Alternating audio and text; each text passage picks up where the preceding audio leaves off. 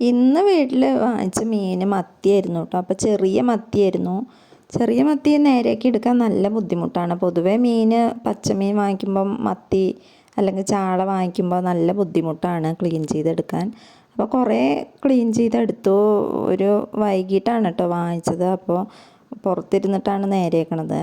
കുറേ നേരെയാക്കി കഴിഞ്ഞു. കുറച്ചും കൂടെ ഇനി നേരെയാക്കാണ്ട്. അപ്പോൾ ഞാൻ കുറച്ച് എടുത്തിട്ട് അച്ചാർ ഉണ്ടാക്കാമെന്ന് കരുതി. കറിയും വെച്ച് വറുത്ത് ഒരുപാടുണ്ട്. ചെറിയ മത്തിയാകുമ്പോൾ 1 കിലോനൊക്കെ വാങ്ങിക്കുമ്പോൾ ഒരുപാടുണ്ടാവില്ലേ. അപ്പോൾ കുറച്ച് കറി വയ്ക്കും, കുറച്ച് വറക്കും ചെയ്യുക. പിന്നെ അതൊന്ന് കുറച്ചെടുത്തിട്ട് അച്ചാർ ഉണ്ടാക്കാമെന്ന് കരുതി. അപ്പോൾ ചന്ദനയാണ് പറഞ്ഞത് അവൾക്ക് മീനച്ചാർ ഉണ്ടാക്കി തരുമോ എന്ന്. മറ്റ് മീനുകൾ കൊണ്ടൊക്കെയാണ് കേട്ടോ അച്ചാർ ഉണ്ടാക്കിയിട്ടുള്ളൂ. അപ്പോൾ ഇന്ന് ഈ മീൻ കൊണ്ട് അച്ചാർ ഉണ്ടാക്കാമെന്ന് കരുതി. മത്തി ക്ലീൻ ചെയ്ത ശേഷം ചെറിയ ചെറിയ കഷ്ണങ്ങളാക്കിയിട്ടാണ് കേട്ടോ വറക്കണേ. ചെറിയ ചെറിയ കഷ്ണങ്ങളാക്കി അതിൽ മുളക് പൊടിയും ഉപ്പും ചേർത്തിട്ട് നന്നായി മിക്സാക്കി നല്ലെണ്ണയിലാണ് വറുത്തെടുക്കണത്. നല്ലെണ്ണയിൽ നന്നായിട്ട് മൂപ്പിച്ചെടുത്തു. നന്നായി ഫ്രൈ ആക്കിയാലാണ് അച്ചാറിൽ മുള്ളൊന്നും കടിക്കരുത്. അച്ചാറിടുമ്പോൾ മുള്ളൊന്നും കടിക്കരുത്. അതങ്ങനെ ആ മുള്ളിങ്ങനെ കടിക്കുമ്പോൾ പൊടിഞ്ഞു പോകണം. അതിന് വേണ്ടിയിട്ട് നന്നായിട്ട് ഫ്രൈ ചെയ്തെടുക്കണം മീനിനെ. പിന്നെ അതിലേക്ക് സാധാരണ അച്ചാറിന് ചേർക്കണ പോലെ തന്നെ ഇഞ്ചി, വെളുത്തുള്ളി, പച്ചമുളക്, കറിവേപ്പില എല്ലാം ചേർക്കണം.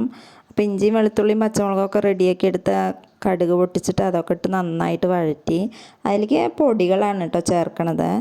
അച്ചാർ പൊടിയും മുളക് പൊടിയും ചേർത്തു.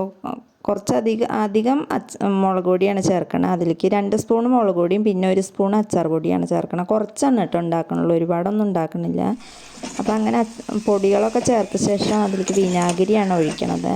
വിനാഗിരിയും കൂടെ ഒഴിച്ച് ആവശ്യത്തിന് ഉപ്പിട്ട് വറുത്ത് വെച്ച കഷ്ണങ്ങളും കൂടെ ചേർത്ത് നന്നായി മിക്സാക്കി അതിൻ്റെ മുകളിൽ കുറച്ച് കറിവേപ്പിലയും കൂടെ ഇട്ട് കൊടുത്തു കേട്ടോ. ആദ്യം കറിവേപ്പില ചേർത്തിട്ടുണ്ട് കടുക് പൊട്ടിച്ചപ്പോൾ. പിന്നീട് എല്ലാം റെഡിയാക്കിയ ശേഷം കുറച്ച് കറിവേപ്പിലയും കൂടെ ചേർത്ത് കൊടുത്തു. ആ ഒരു മണം വരുന്നതിന് വേണ്ടിയിട്ടാണ്, ആ കറിവേപ്പിലയുടെ മണം നന്നായിട്ട് വരാൻ വേണ്ടിയിട്ടാണ് ഏറ്റവും ലാസ്റ്റ് കുറച്ച് കറിവേപ്പില ചേർത്ത് കൊടുക്കണത്.